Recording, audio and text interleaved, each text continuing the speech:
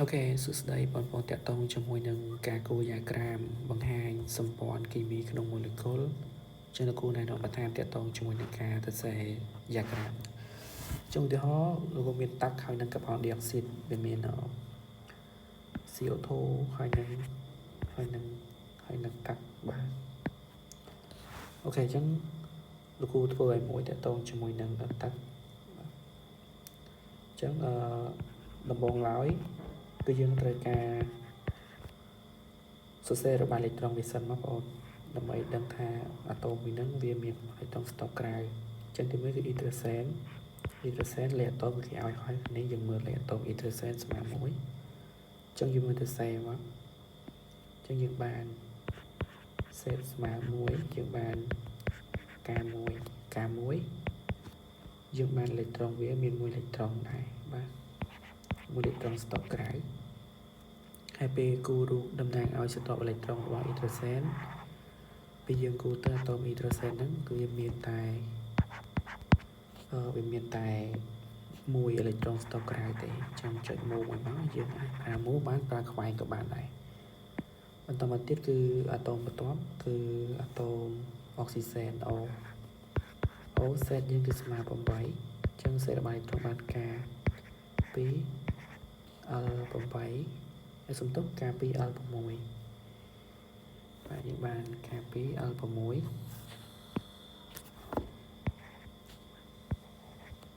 ចឹងពេលយើងគូសតបអេឡិចត្រូនស្តុបក្រៅរបស់វាគូតែខាងក្រៅទេគឺ6ហ្នឹងហើយចឹងយើងគូមក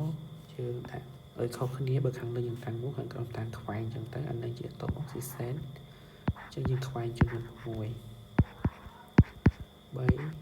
5 6បន្តមកទៀតយើងចាប់ផ្ដើមបង្កើតសម្ព័ន្ធ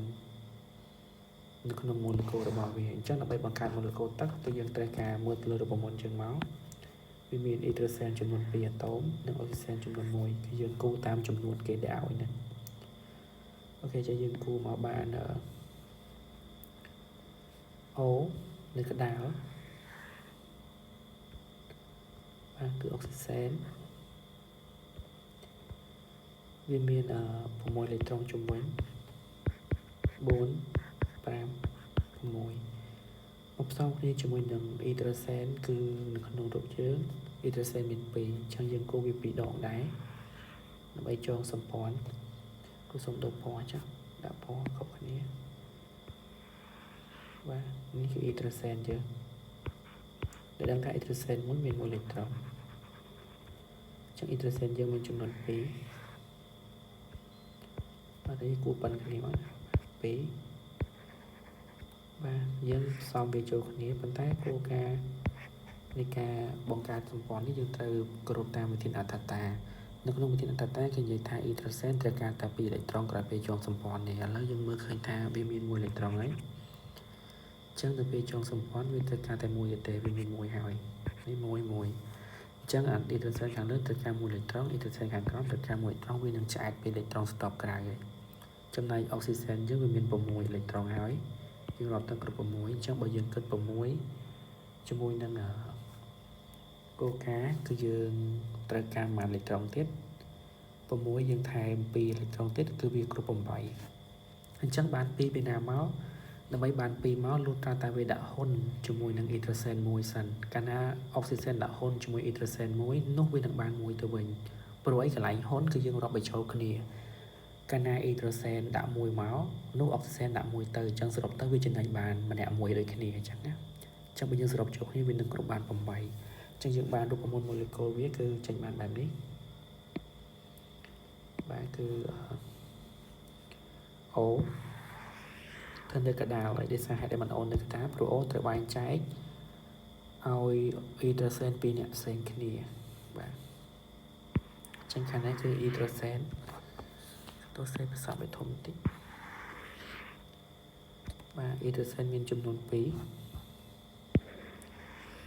ចង្កូតឡើងណាក៏បានដែរណាសំខាន់ឲ្យប្រសពជាមួយនឹងអុកស៊ីសែនបាទ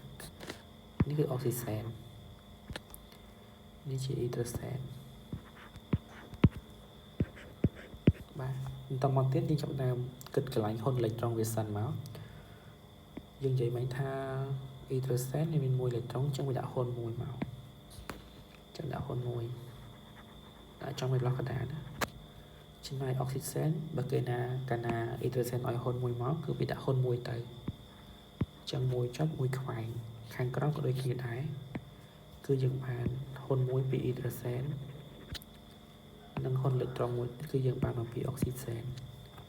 ចឹងពីហើយយើងគិតអេឡិចត្រូនឯនៅសល់បើនិយាយពី hydrogen នេះវាដាក់ហ៊ុន1គឺវាអស់តែម្ដងអត់មានសល់អេឡិចត្រូនស្តុកខាងក្រៅដែលនៅពេញនៅក្នុងអេឡិចត្រូនលើតង់វាទេប៉ុន្តែ oxygen វាដាក់ហើយគឺវានៅសល់អេឡិចត្រូនគឺនៅសល់ចំនួន4ទៀតចឹងយកវាខ្វែងមក1 2 3 4បាទចឹងទម្រង់នឹងហើយបានជាទម្រង់យ៉ាក្រាមកើតសម្ព័ន្ធគីមីហៅថាសម្ព័ន្ធកូវឡង់ហ្នឹងប៉ុន្តែយ៉ាក្រាមមូលខ្វែងហ្នឹងណាអូនចឹងយើងអាចសរសេរទម្រង់ល្វីវាបានទាញជាជាល្វីគឺអូននៅកណ្ដាលអេឡិចត្រូនសល់ចំនួន2ទ្វេតានិងសម្ព័ន្ធ hydrogen 1នៅខាងក្រោម hydrogen 1ដែរយើងអាចសរសេរបានចឹងបាទអាហ្នឹងចប់កខក៏ដូចគ្នាដែរ